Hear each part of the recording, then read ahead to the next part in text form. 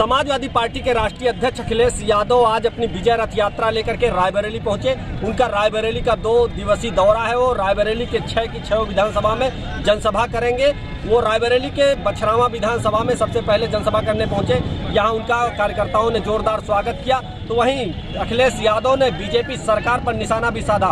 उन्होंने कहा कि किसानों और नौजवानों के साथ बीजेपी सरकार ने छल किया है। 2022 के विधानसभा चुनाव में जनता उसका मुंहतोड़ जवाब देगी और 2022 के चुनाव में समाजवादी पार्टी की सरकार बनाएगी। कहीं न कहीं बछरावा विधानसभा क्षेत्र में अखिलेश यादव के कार्यक्रम के दौरान समाजवादी पार्टी के कार्यकर्ताओं में फूट भी देखने को मिली। समाजवादी पार्टी के बछरावा विधानसभा क्षेत्र के जो कुछ कार्यकर्ता थे वो 2 खेमे में बटे दिखे। वो लगातार अपनी अपनी तरफ खींचतान भी कर रहे थे। कैमरा पर्सन सैलेन के साथ Amar Pratap Singh, SK India news, Raebareli.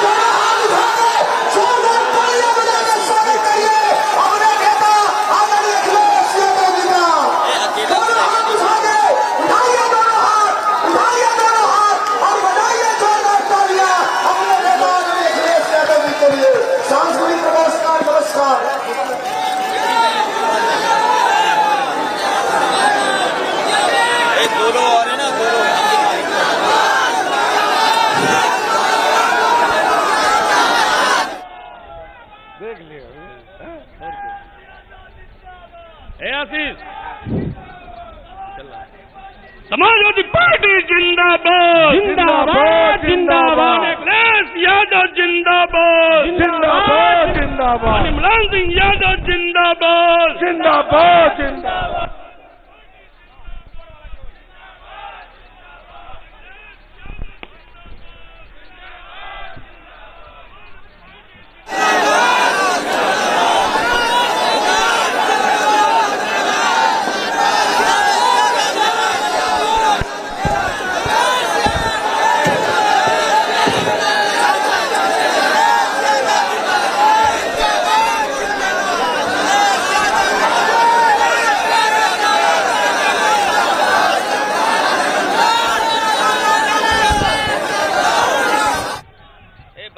मर जाओगे।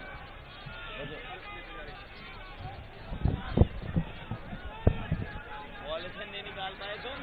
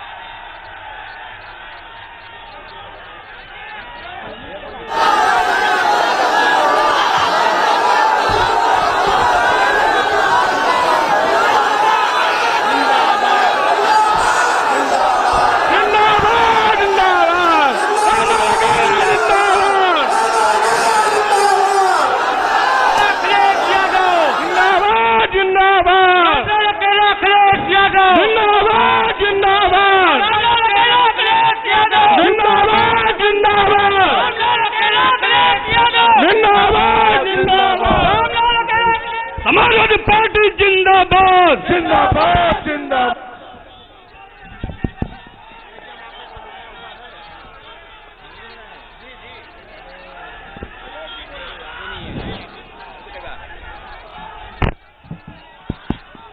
बहुत धन्यवाद आप सबका।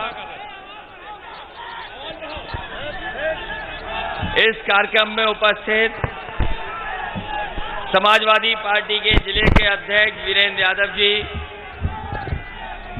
हमारे साथ चल रहे मनोज पांडे जी, पूर्व मंत्री, मंच पर उपस्थित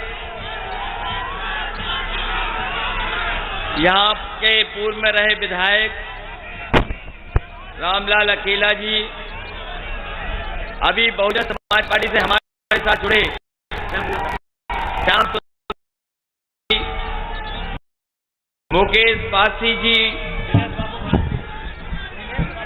और दिनेश बाबू भारती जी, और बड़ी संख्या में हमारे नेता जो मंच पर उपस्थित हैं, सभी हमारे नेता जो मंच पर उपस्थित हैं, सभी पदाधिकारी और इस सभा में उपस्थित बड़ी संख्या में हमारे आदरणीय बुजुर्ग, किसान भाई, माताएं, बहनें, नौजवान साथी, पत्रकार बंधु, मैं सबसे पहले आप सभी का बहुत बहुत धन्यवाद और आभार प्रकट करना चाहता हूं। जहां इस विधानसभा का कार्यक्रम है और सुबह का कार्यक्रम है, जब घर से चले होगे तो बहुत सर्दी रही होगी, उस समय सूरज भी नहीं निकला था। शुरुआत जब आपने की होगी अपने घर से चलने के लिए तो सर्दी रही होगी ज्यादा, लेकिन अब सर्दी थोड़ी खत्म हो गई है, सूरज बाहर है, थोड़ी बहुत दोपहर होने वाली है, थोड़ी बहुत सर्दी बची है, लेकिन इस समय सर्दी नहीं है। हम अपनी विशेष माताओं बहनों का भी धन्यवाद देंगे, जहां सुबह से चल करके आए हैं और इस कार्यक्रम को सफल बनाने का काम किया है। आने वाले समय में चुनाव होने जा रहा है और ये चुनाव आपका भविष्य तय करेगा, बल्कि उत्तर प्रदेश में देश की राजनीति किस दिशा के लिए चले, उसके लिए भी उत्तर प्रदेश का चुनाव बहुत महत्वपूर्ण है। जब से भारतीय जनता पार्टी की सरकार आई है, जब से उत्तर प्रदेश में भारतीय जनता पार्टी की सरकार काम कर रही है, उत्तर प्रदेश में भारतीय जनता पार्टी की सरकार में आम गरीबों के किसानों के ऊपर है। सरकार ने, भारतीय जनता पार्टी की सरकार ने दिक्कत दी है। भारतीय जनता पार्टी की सरकार में आम लोगों को दिक्कत पैदा हुई है। भारतीय जनता पार्टी की सरकार ने हर चीज में किल्लत पैदा की है, और अगर कोई सरकार के खिलाफ अपनी आवाज उठाने के लिए निकला होगा तो इस सरकार ने उसको जिल्लत देने का काम किया है। इस सरकार ने केवल 3 चीजें दी हैं: दिक्कत, जिल्लत और इतनी परेशानी कभी नहीं किसी सरकार ने दी होगी जितनी जनता को मिली है। ये हमारे किसान आए हैं, जिस समय खाद की जरूरत थी, बताओ खाद किस किस किसान को समय पर मिल गई? कोई किसान हमें बता दे, किसी किसान भाई को खाद मिली हो तो बताओ हमें। आपको लाइन में लगना पड़ गया, और जब घर जाकर के बोरी देखी होगी तो बोरी में से 5 किलो चोरी हो गई कि नहीं हो गई? 5 किलो। ये हमारे बाबा मुख्यमंत्री जानते ही नहीं हैं, वे 24 घंटा काम करते हैं। कहा यह जाता है कि बाबा मुख्यमंत्री 24 घंटे काम करते हैं, लेकिन बताओ किसान भाइयों, जब आपने धान पैदा किया तो ये 24 घंटे काम करने वाले मुख्यमंत्री कहां थे कि धान की अगर आपको कीमत मिली हो तो बताओ आप। 24 घंटे काम कर रहे हैं, इसीलिए तो खाद नहीं मिल रही। ये 24 घंटे काम कर रहे हैं, इसीलिए तो यूरिया नहीं मिल रही। 24 घंटे काम कर रहे हैं, इसीलिए तो डीएपी नहीं है। और ये 24 घंटे काम कर रहे हैं, इसीलिए तो हमारे बीएड वाले भी अपने टोपी लगा करके घूम रहे हैं, टीटी वाले। ऐसे 24 घंटे काम करने वाले मुख्यमंत्री ने परेशानी की है। कोई कैसे भूल जाएगा, कोई कैसे भूल जाएगा? अभी जब बीमारी आई थी, हम आप सब परेशान हो गए, सब बंद कर दिए गए। अगर कोई बाहर निकलता था तो पुलिस डंडा लेकर के दौड़ाती थी, कोई घर से नहीं निकल सकता था।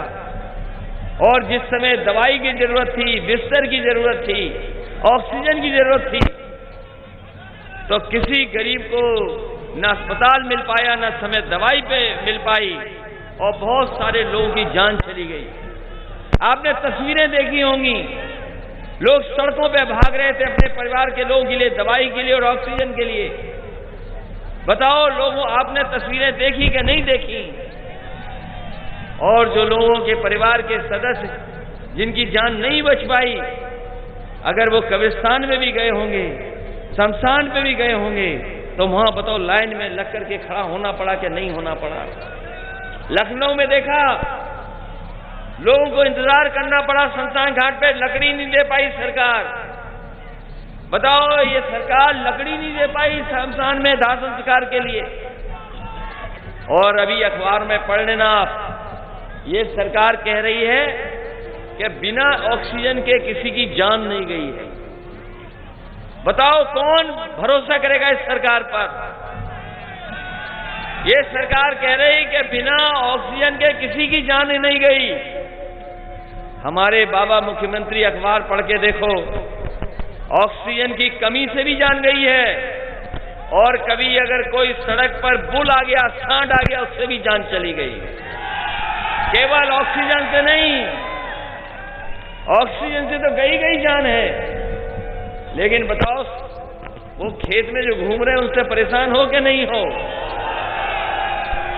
न जाने कितनों की जान चली गई। और ये 24 घंटे काम करने वाले मुख्यमंत्री, बांदा का पता करिए, बुंदेलखंड में बताइए, जिंदा गाय को दबा दिया, जिंदा गाय को दफना दिया। इसलिए मैं आपसे कहने आया हूं, जैसे ही चुनाव आता है, भारतीय जनता पार्टी धर्म का चश्मा लगा लेती है। बताओ, धर्म का चश्मा लगाती है कि नहीं लगाती? जैसे ही चुनाव आएगा, कोई धर्म का चश्मा लगा लेंगे। और आप लोग हमें बताओ, आज डीजल और पेट्रोल की कीमत क्या है? 100 पहुंच गया कि नहीं पहुंच गया?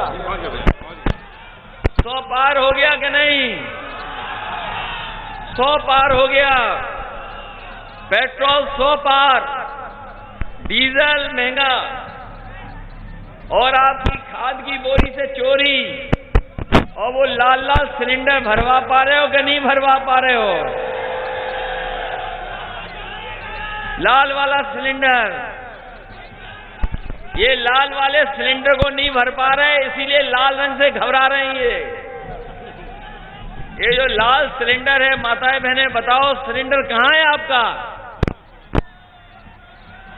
हमारी माताएं बहनें घरों में देखो, उसको स्टूल बना लिया, स्टूल, सामान रखा है, कुछ सामान रख लिया है। इसलिए याद करो वो समय, याद करिए वो समय जब ये सरकार कह रही थी कि चप्पल पहनने वाला हवाई जहाज में बैठेगा, चप्पल पहनने वाला हवाई जहाज पर बैठेगा। बताओ किसान भाइयों, इस महंगाई में कौन हवाई जहाज में बैठ जाएगा? और डीजल पेट्रोल इतना महंगा हो गया कि आपकी गाड़ी नहीं चल सकती है, मोटरसाइकिल नहीं चल पाएगी। और जिस तरीके से महंगाई बढ़ा जा रही है, जिस तरीके से महंगाई बढ़ रही है, जिस तरीके से महंगी चीजें हो रही हैं, आज हमारी आपकी कमाई आदि है। किसान भाइयों, दुकानदारों, व्यापारियों, आप हिसाब किताब लगाओ, आज आपकी कमाई आधी हो गई और महंगाई दोगुनी हो गई। अगर कमाई आधी होगी, महंगाई दोगुनी होगी, तो बताओ मुनाफा कैसे आएगा, खुशहाली कैसे आएगी? ये सबसे बड़ा सवाल है। ये सबसे बड़ा सवाल है कि जब आमदनी आपकी कमाई आदि हो जाएगी और महंगाई बढ़ जाएगी तो आपके घर परिवार में खुशहाली नहीं आ सकती। ये जो पढ़ने वाली व्यवस्था थी चौपट हो गई। बताओ, पढ़ने वाली व्यवस्था चौपट हो गई कि नहीं हो गई? ये बच्चे पढ़ने नहीं जा पा रहे हैं, बच्चे पढ़ने नहीं जा पा रहे, कुछ बीमारी का बहाना और कुछ सरकार ने इंतजाम नहीं किया। और जाने कितने शिक्षक, ये पढ़े लिखे नौजवान जानते होंगे, बताओ कितने शिक्षक जिनकी जान चली गई। 700 से ज्यादा लोगों की जान चली गई, शिक्षकों की बीमारी के कारण 700 के लगभग लोगों की जान गई है। सुप्रीम कोर्ट कह रहा है कि जो सरकारें हैं वो मदद नहीं कर रही हैं। सुप्रीम कोर्ट ने कहा है कि जिन लोगों की कोरोना के समय पर जान गई है उनकी सरकारें मदद करें, लेकिन ये सरकार नहीं मदद करने जा रही है। बताओ, जिनकी जान गई कोरोना के समय पर, चाहे वो किसान हो, गरीब हो, शिक्षक हो, व्यापारी हो, अगर किसी की सरकार ने मदद की हो तो बताइए हमें। किसी की मदद नहीं की। ये सरकार झूठों की सरकार है। बताओ, झूठों की सरकार है कि नहीं है? कितना झूठ बोला इन्होंने। ये झूठों की सरकार है। इनके विकास के विज्ञापन झूठे हैं। इनका हर वादा जुमला है। इन्होंने वादा किया था कि किसानों की आय दोगुनी हो जाएगी। बताओ, गरीब भाइयों, किसान भाइयों, आय दोगुनी हुई हो तो बताओ। नहीं हुई दोगुनी आय। और ये बीएड, बीटीसी, टीटी वाले सब बैठे हैं सफेद टोपी लगा करके।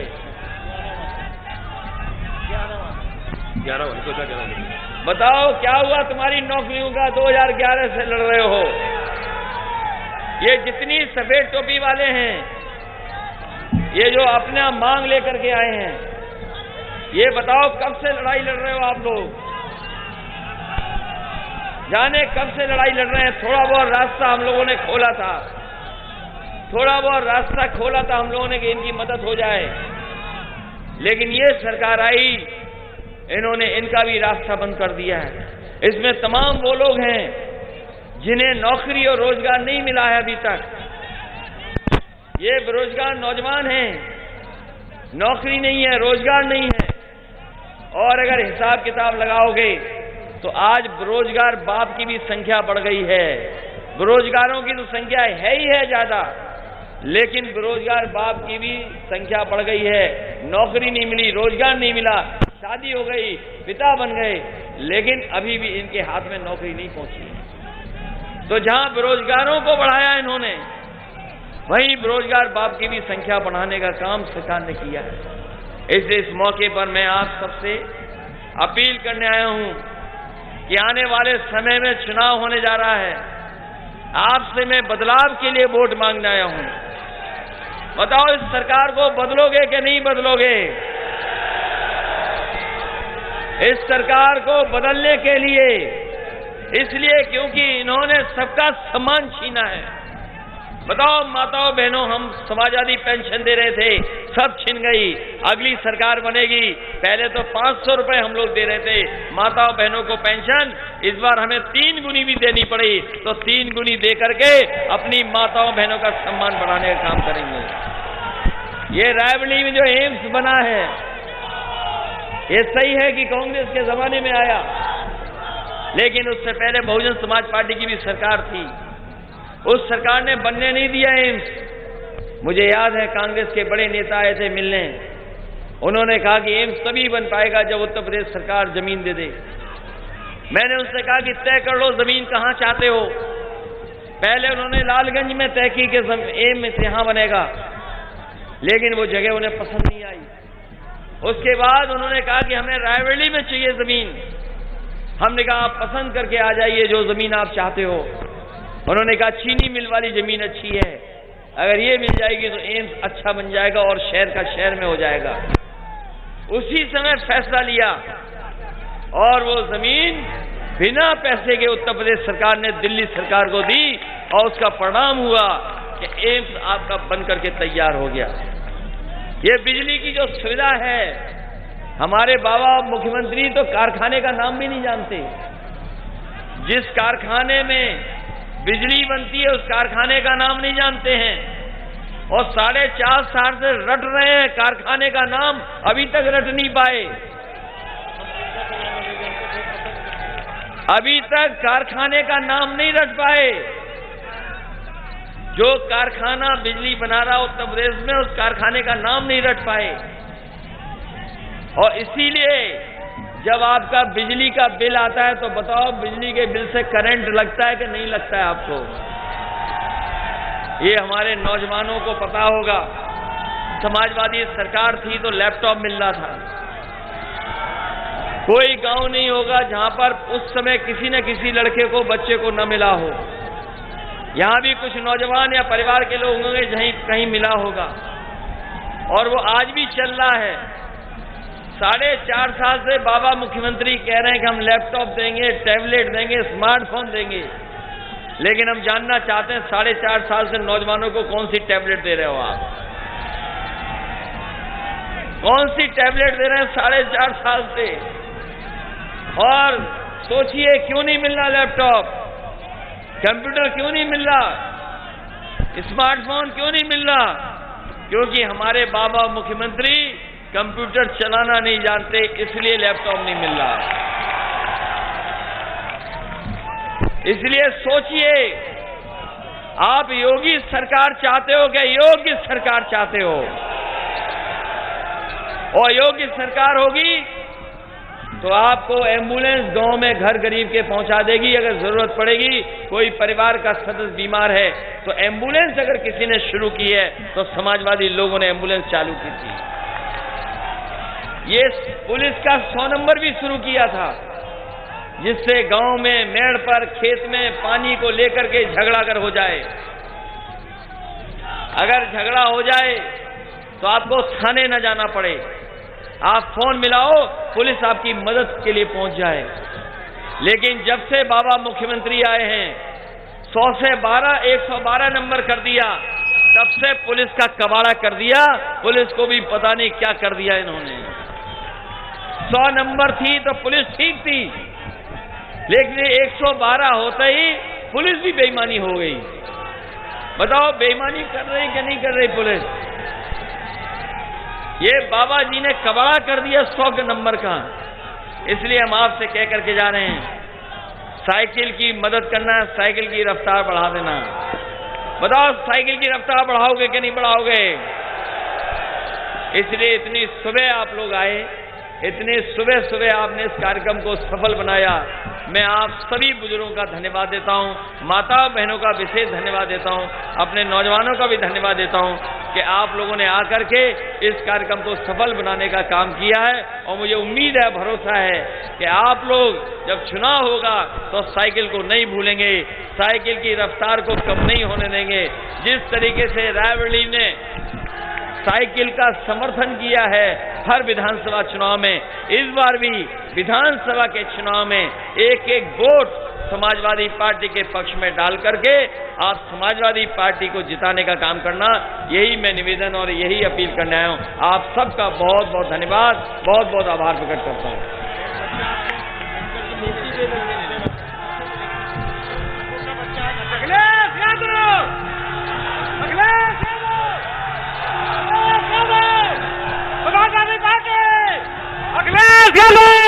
समाजवादी पार्टी मुलायम यादव जिंदाबाद, जिंदाबाद। अखिलेश यादव समाजवादी पार्टी।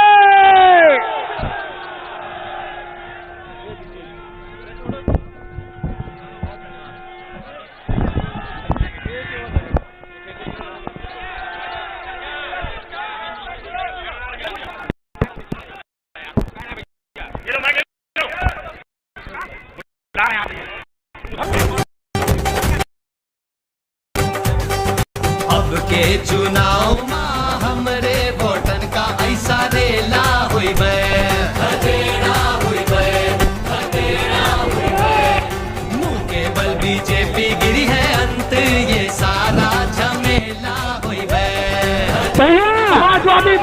जिंदाबाद, समाजवादी पार्टी जिंदाबाद, आदरणीय अखिलेश यादव जी जिंदाबाद, आदरणीय अखिलेश यादव जी जिंदाबाद, धरती पुत्र मुलायम सिंह, धरती पुत्र जय जय अखिलेश, जय जय अखिलेश, जय जय अखिलेश, अखिलेश जिंदाबाद,